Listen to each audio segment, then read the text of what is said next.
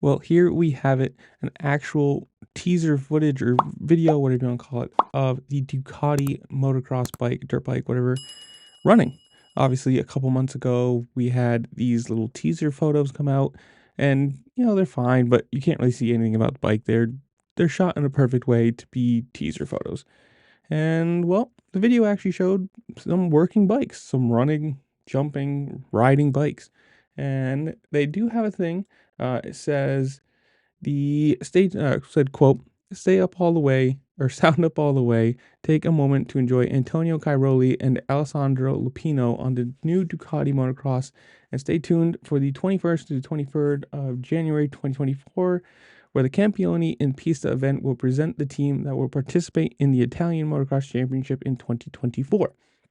Because that is the championship where they will be starting their racing side of this bike. They're not taking it over here. I think that's 2025, if I remember correctly.